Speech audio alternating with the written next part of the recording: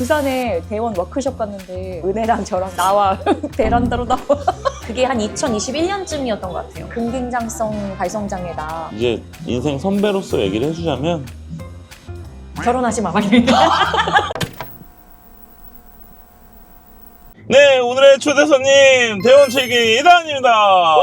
안녕하세요. 칠기의 보석이 5개가 모였어요. 제가 아, 드래곤볼처럼 네, 다 모으고 모았어요. 계시군요. 예, 그 인트로에는 근황 같은 걸 근황. 물어보는데 우선은 생활 근황. 저는 발성 연습을 엄청 열심히 한다. 그리고 매일매일 조그만 게임을 한다. 그런 근황이 있습니다. 그죠? 인스타를 보면은 발성 관련, 낭독 관련 이런 게 많더라고. 어떤 이유가 있겠지? 그렇게 하는 이유가? 아역을 하도 많이 하다 보니까 원래 목소리를 잊어버린 것 같은 기억이 들 때가 많아서 그래서 그거를 원래 목소리를 다시 되찾기 위해서 발성을 하고 목소리에 관한 얘기를 오늘 좀 하게 될 것 같은 게 다은이도 이제 워낙에 접지를 많이 시키는 역들을 많이 하다 보니까 목소리 쓰는 사람들이 힘들어 할 만한 일들을 그래도 다은이도 좀 겪었잖아. 그러니까 그런 부분들도 좀 얘기를 해볼 것 같아. 저는 너무 좋아요. 그러면은 다은이가 요새 녹음 근황 요새는 녹음 나의 히어로 아카데미아 새 마지막 시즌, 시즌 네, 마지막 시즌 들어왔죠. 네, 그거를 하고 있고 미르코는 아직 등장 많이 안 하긴 했는데요. 히어로는 절대 죽지 않아. 시무라 나나라는 캐릭터 하고 있는데요. 그 캐릭터는 사실 별로 제 목소리랑 다르진 않아요. 미도리야 원점을 찾아서 호빵맨도 지금 현재 녹음을 하고 있고요. 호빵면에서 뭘 하고 있죠? 호빵맨에서 호빵맨처럼 생겼지만 저는 크림 판다를 하고 있습니다. 다들 빵을 기다리고 있을 텐데 얼른 가야겠다. 진짜 성우 같다. 야, 딱 잡혀있네 목소리가. 네. 게임은 듀엣나이트 어비스라는 게임에서 부소 역할을 했고 그 친구는 이제 또 튜닝해야 됩니다. 실내에만 계시는 건 건강에 좋지 않아요. 예쁘고 이런 역할을 할 때 네. 최선을 다해서 몰입을 해서 하지만 내가 이걸 하고 있다는 나 자신을 잘 견뎌야 될 때도 있거든요. 그치. 막 서로 그런 거 있잖아. 막 녹음할 때 서로 쳐다보지 말자. 제발 좀 이게 깨지니까, 몰입이 깨지니까 가림판이 있었으면 좋겠다 뭐 이런 것도 있는데. 저 경험이 있습니다. 버림받은 황비라는 오디오 드라마를 녹음을 할 때인데 그때 주인공이 황창영 선배랑 저였거든요. 자꾸 창영 선배가 너무 웃기는 거예요, 저를. 그런 건 안 되지. 그래서 제가 녹음 중인데 한번 그만 좀 하세요 뭐 이랬던 것 같은데 좋지. 기억에 남는 거 트리컬 리바이브라는 게임에서 네. 마요를 했는데 수지풍 내 거임. 나는 멋진 마요임. 귀여운 게 원래 깡패예요. 여자 제자들한테도 야, 귀여운 목소리 하나 뚫어놔야 된다. 귀여운 말투 하나 있어야 된다. 이게 주특기가 된다. 제가 대학생 때 애교가 진짜 심하게 많았거든요. 맨날 약간 애기 목소리로 말하고 그랬는데 어느 날은 남자친구가 제발 그만 좀 하라고. 진짜 왜? 그거 왜 그만하게? 애교가 너무 야, 심하니까. 그거 진짜 사람 영혼을 죽이는 거야. 그래서 그런지 그때 이후로 애교가 좀 줄은 것 같아요. 그러니까 자제하게 되는구나. 못된 친구네요. 불량성우. 원래 한식을 좋아해? 네.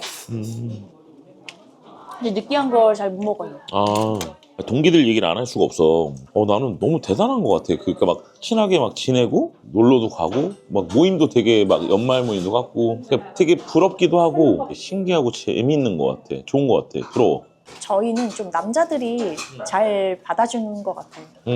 여자 동기들이 그래도 조금 어떻게 보면 좀 더 자기 주장이 강하고 그런 사람들이 많은데 특히 창민 오빠가 좀 리더 역할이 확실히 잘해요. 다 같이 보듬고 그런 거 되게 잘하고 친한 건 그만큼 부딪힌 적도 있다는 얘기야. 그랬던 것 같아요. 뭐 서로 싸우고 뭐 은혜랑 저랑 막 부산에 대원 워크숍 갔는데 그때 뭔가 기분이 안 좋은 일이 있었던 거예요. 둘 다. 그래가지고 나와 베란다로 나와. 베란다에서 싸우니까 밖에서 다른 여자 동기들과 후배들이 있잖아요. 여자 후배들이 오들오들 떨며 많이 싸웠어요. 그치, 싸우지. 생각해보면 나도 뭐 박상훈 성우나 백선우 성우나 이재범 다 한두 번씩은 막 이렇게 고성 오고 가고 막 소리 지르고 어쩔 수 없이 있는데 이제 그게 다져지고 나면은 좋게 잘 지내지 않나. 그리고 또 저희 동기들은 운이 굉장히 좋은 기수라서 나가고 나서 일이 많이 했다고 생각해요. 저도. 칠기 잘 된 기수지. 그래서 더 사이가 어떻게 보면 돈독할 수 있는 것도 같고 비슷한 상황 속에 있으니까. 내가 선배 입장에서 보면은 진짜 하나같이 다 개성 있고 이게 조합이 되게 좋은 기수라고 해야 되나? 잘하니까 그럴 수밖에 없었고 이뻤던 기수였던 것 같아. 그러면 여가 시간에는 어떻게 지내나? 확실히 책을 많이 읽고 그리고 영화도 요새 약간 예술 영화 쪽이 너무 재밌어서 그런 거 보고 그리고 유튜브로는 머니그래피라는 채널이 있어요.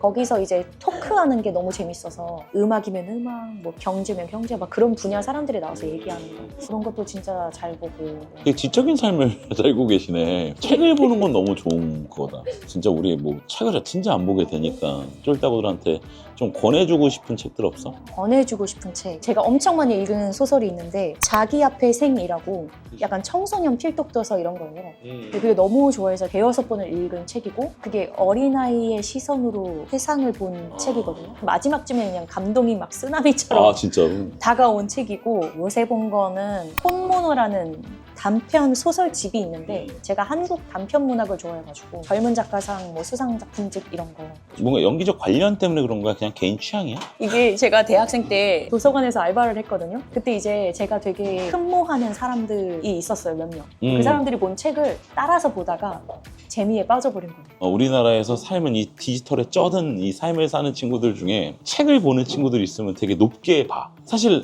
너무나 안 보게끔 만들잖아, 사실은 삶이. 대단한 취미를, 되게 좋은 취미인 거지 사실. 불량성어 한번 마셔볼까요? 네, 잘 먹겠습니다. 말차 뭐 이건데 되게 이뻐요. 두바이를 다은 성우가 못 먹어봤다고 해서 다은이 한번 먹어보라고 시켰습니다. 네, 감사합니다. 드세요. 저는 두바이를 이제 벽지. 진절머리가 나가지고 저는 네, 괜찮습니다.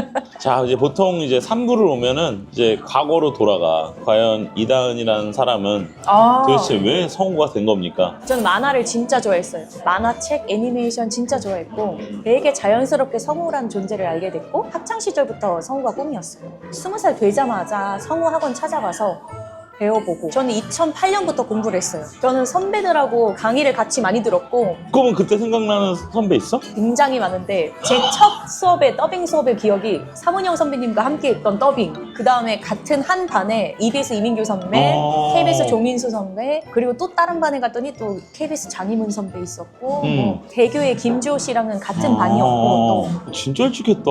나랑 2년밖에 차이가 안 나. 내가 2006년에 시작했으니까. 그럼 공부 횟수가 되게 길었겠네? 시작한 걸로 따지면 8년인데 중간에 쉬었어요. 그러면 여기 말고 어디 붙었었어? 안 붙었어요. 오 진짜? 네, 저는 다른 데는 안 붙고 EBS 1차는 붙었었는데 그게 2013년이었고 그 다음부터 또 몇 년 안 되다가 개원했어요. 너는 기억이 날지 모르겠는데 나는 이제 대본에 체크하는 거에 대한 어떤 강박이 좀 있는 애인데 내가 한번 이렇게 앉아있다가 네 대본을 쑥 봤는데 대본이 무슨 대학 교보제처럼 체크가 내가 막 찍어갔었어. 내가 막 그러셨어요. 야, 이거 나 찍어가도 되니? 막 그래가지고 내 제자들 보여주고 싶어가지고 막 찍어가서 막 애들 보여주고 막 그랬거든. 그래서 내가 그때부터 네 이미지가 연기에 미친 아이. 아직도 그래? 그게 몇 년 전 얘기여서. 지금도 근데 체크를 많이 하긴 하는데 그때는 마이크까지 써놨으니까요. 제가 마이크 인원을 우와! 제 앞뒤 대사의 사람 이름까지 그래서 제 대사 앞에 누구누구 이렇게 있는 거를 선배님들이 어딜 쓰시는지 보고 아닌데 들어가자. 선배님 옆에다가 이름, 그런 거. 다 써놓고 대본에 여백도 없었고 가르칠 때 애들이 대본을 빈 종이로 갖고 막 뒤집어진단 말이야. 나는 뒤집어져가지고 어떤 남자 머리 위로 대본을 이렇게 흩날린 적이 한 번 있거든. 직업을 얕보나?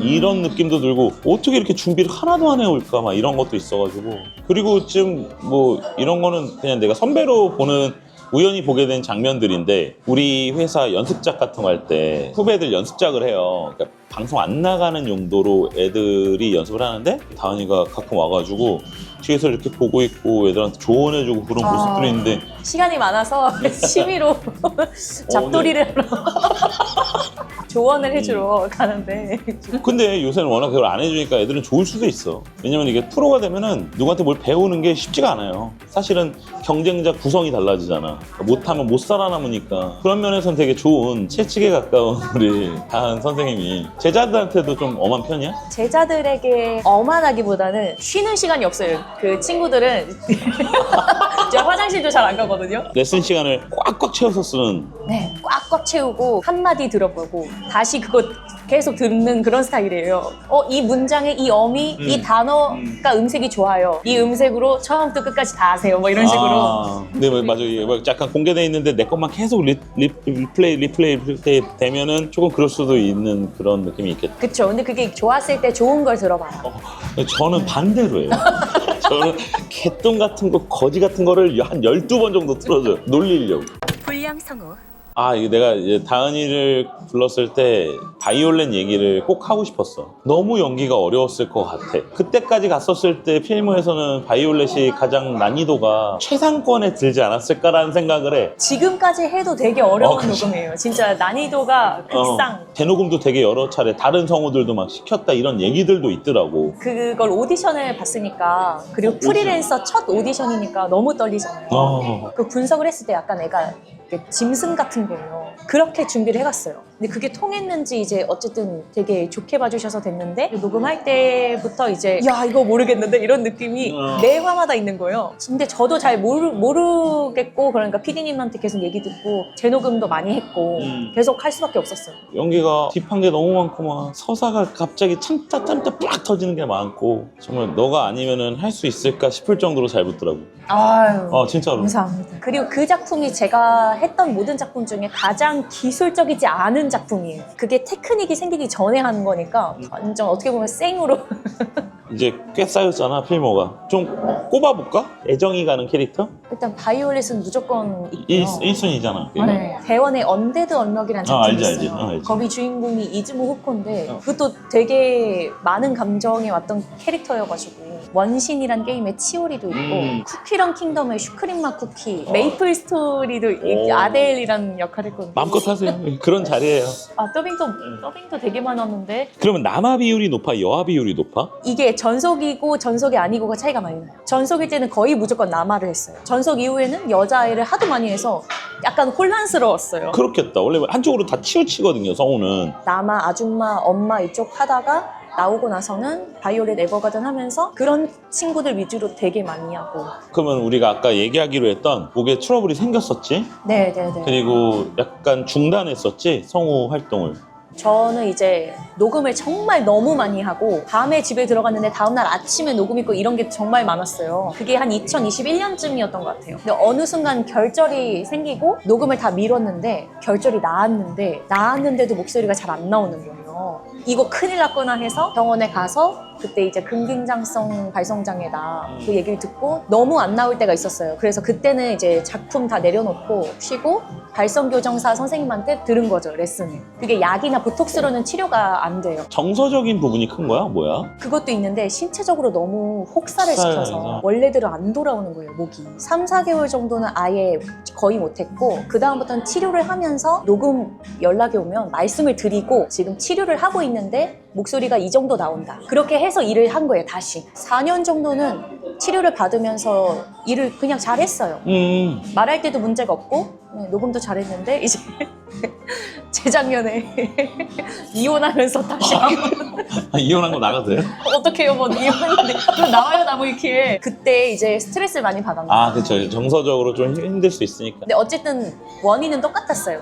근긴장성. 그래서 이제 다시 다른 선생님께 또 여러분께 돌아다니다가 정착을 해가지고 지금은 엄청나게 너무 좋아가지고 사실. 우리 반에도 정서적으로 막 연기할 땐 안 나오다가 갑자기 내레이션 시키면 뒤가 어미처리가 탁 하고 풀려. 뭐 했다고 전해지면 이렇게 뒤집어지는 거야, 니다가. 그런 친구들한테는 어떤 게 좀 조언이라고 해줄 수 있는 게 혹시나 있을까 싶어서. 저는 허밍으로 많이 배워가지고 거기가 이제 딱 걸리는 부분이 호흡이 지나가야 소리가 더 나는데 안 지나가는 경우가 많더라고요. 호로 이렇게 나오듯이 이렇게 뒤로 돌아서 앞으로 나오는 느낌으로.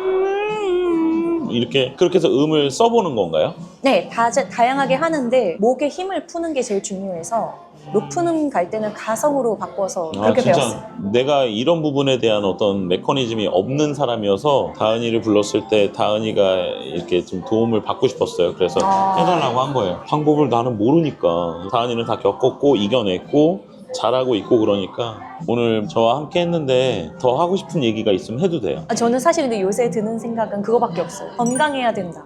그리고 내 스스로에게 스트레스를 주지 않을 수 있는지 연구를 해서 그걸 잘 넘겨야 되는 것 같아요. 본인들한테 온 그 위기를. 요새는 그 생각밖에 안 들어요, 사실. 이제 인생 선배로서 얘기를 해주자면 결혼하지 마, 빨리. 농담이에요. 아, 이거 나갈 것 같다. 너무 이거 헐리우드야. 앞에 나갈 것 같아. 헐리우드야. 힘든 일이 있었지만 그래도 행복해 보이고 점점 나아질 거고 더 행복해지기를 2026년에는 꼭 좋은 남자가 생기기를 기도하겠습니다. 아까 농담이었습니다, 후배. 결혼도 참 좋은 제도예요. 뭐 안 해도 행복할 수 있고 헤어져도 행복할 수 있는 거니까 우리 모두 행복하게 2026년 맞았으면 좋겠고 마지막으로 가은이를 정말 아껴주는 팬들이 많단 말이야. 팬분들께 마지막으로 인사 좀 하고 마무리하도록 할게요. 제가 막 되게 자신감이 없을 때가 있어요. 특히 외모적으로 자신감이 없고 그럴 때 팬분들이 많이 댓글 달아주시고 아니다, 괜찮다, 좋아요. 좋다, 좋아요. 이걸 한마디 해주실 때마다 네. 너무 용기가 나고요. 그 일을 할 때도 팬분들께 이 일을 했다고 자랑하고 싶으니까 더 열심히 막 하게 되고 맞아 그러거든요. 맞아 그거 있지. 올 한 해 이제 시작하는 해인데 가은이 더 많이 사랑해 주시고 이 다음 편 여기서 마치도록 하겠습니다. 그럼 안녕.